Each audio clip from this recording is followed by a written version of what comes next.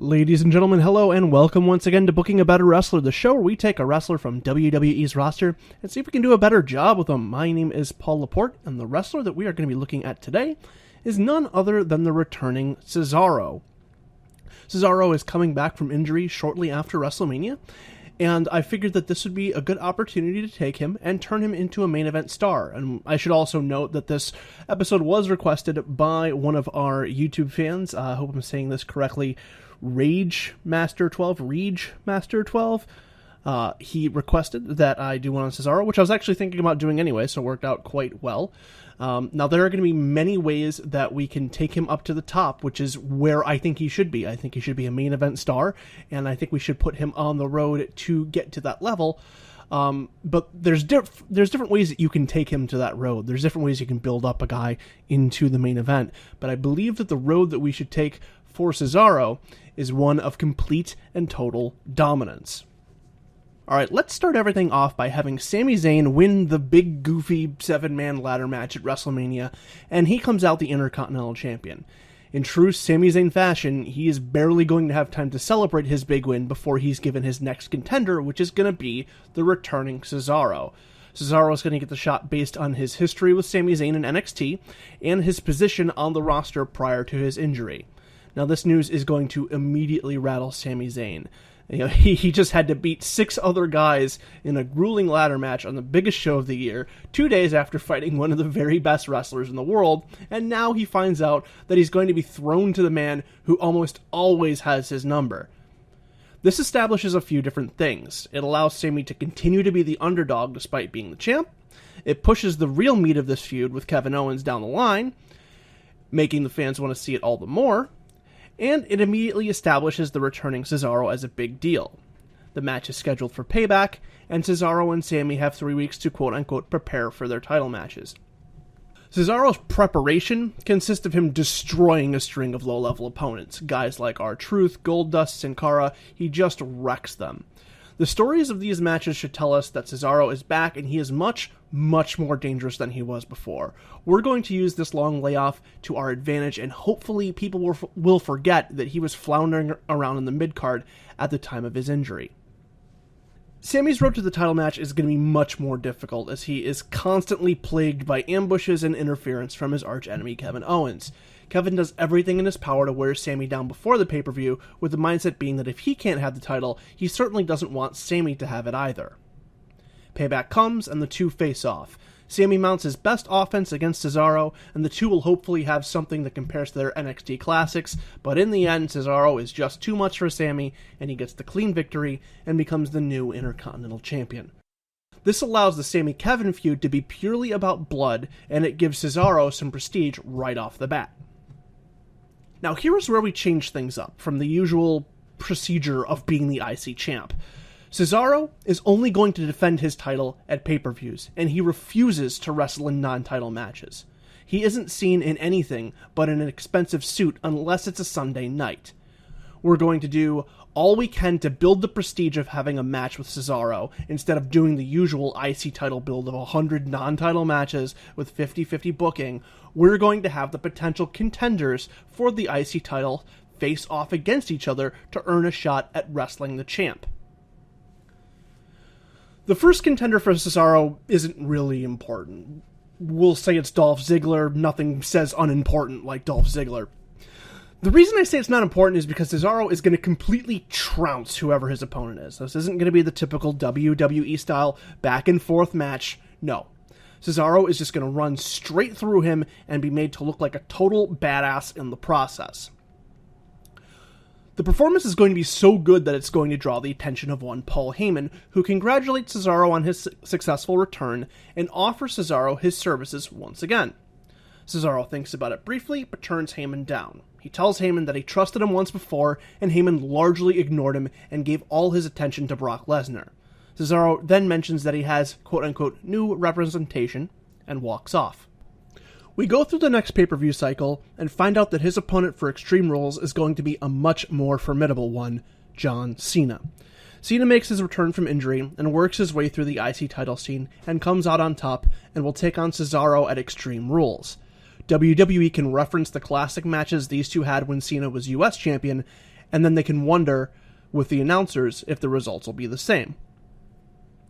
When these two face off, it is much more competitive than his previous defense. John Cena puts up a great fight, and there are a number of near falls, but in the end, Cesaro comes out with the clean victory and a win over one of the biggest names of all time.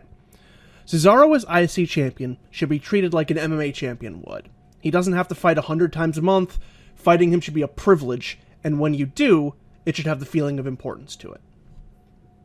After the Cena defense, Cesaro is once again approached by Paul Heyman, who this time is much more threatening with his dialogue, essentially telling Cesaro in so many words to join me or else. Cesaro blows him off again, telling him a second time that he has new representation. Cesaro has a break from defending his IC title when he's entered into the Money in the Bank ladder match. Raw GM Shane McMahon decides that both the IC and US champs should be entered into the match instead of defending their titles on the show. Cesaro is going to go on and win this match and the Money in the Bank briefcase. Later on that evening, Brock Lesnar is going to become the WWE champion once again. Cesaro's battleground opponent ends up being Kevin Owens, who has come out on top of the heap after a brutal number 1 contenders match with Sami Zayn. Again, Cesaro doesn't wrestle until the pay-per-view, where he is beaten by Kevin Owens after interference from none other than Brock Lesnar. The next night on Raw, Paul Heyman comes out to explain his actions. He says that he tried multiple times to get Cesaro back into his camp. He explains that the crowd only saw him approach Cesaro twice, but there were dozens of phone calls, 100 emails, all of which went unanswered.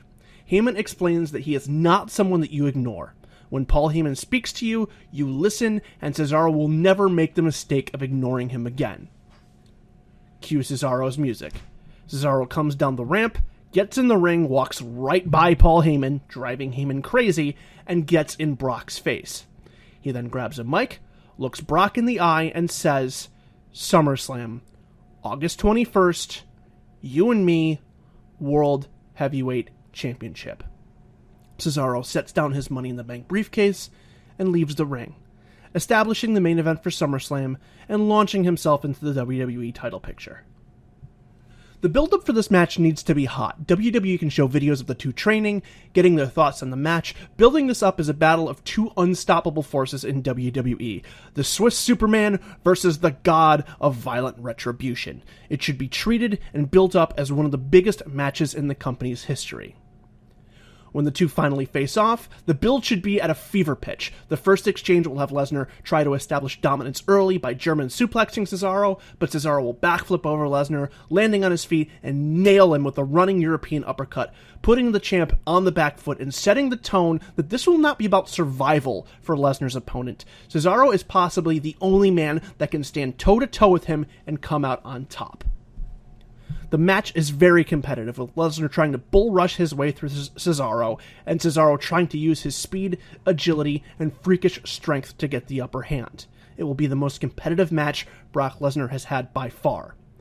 Late in the match, while yelling to his client, Paul Heyman will be ambushed by a man in a hoodie who jumps the guardrail and attacks him with a chair. Lesnar is distracted by this just long enough to be low-blowed by Cesaro, pulled up into the neutralizer, and put down for the pin 1, 2, 3. Cesaro is the new WWE World Heavyweight Champion, and the hooded man rolls in the ring, pulls down his hood, and reveals himself to be none other than Cesaro's best friend, Tyson Kidd. The next night on Raw, we find out that Tyson Kidd has officially retired from professional wrestling and has become an advocate. His one and only client? Cesaro. Cesaro then starts his reign as a devastatingly strong champion who, when all else fails, has the incredibly crafty Tyson Kidd as an ace up his sleeve. Alright, ladies and gentlemen, that's going to wrap it up for this week's Booking About a Wrestler. Hope you enjoyed. If you did, be sure to check out all of our other shows on our YouTube channel. On Mondays, we have Time Warp. On Tuesdays and Thursdays, we have Changing the Questions. On Wednesdays, we have this show, Booking a Better Wrestler. On Fridays, we have Let's Play TEW. And if you want to get info about all of our shows as they come out, as well as articles that you can't get anywhere else, and additional information. You can do that at our website, www.changingtheqs.com, which is changingtheqs.com. If you want to follow us on Twitter, you can do so at the same handle, at changingtheqs, at changingtheqs. If you want to follow us on Facebook, you can go ahead and just search for Changing the Questions there. If you want to send us a good old-fashioned email, you can do so at changingthequestions@gmail.com. And that's going to do it for this week's episode of Booking About a Wrestler. Once again, thank you for listening. Be sure to like, comment, and subscribe. My name is Paul Laporte, and we'll see you again soon. Bye-bye.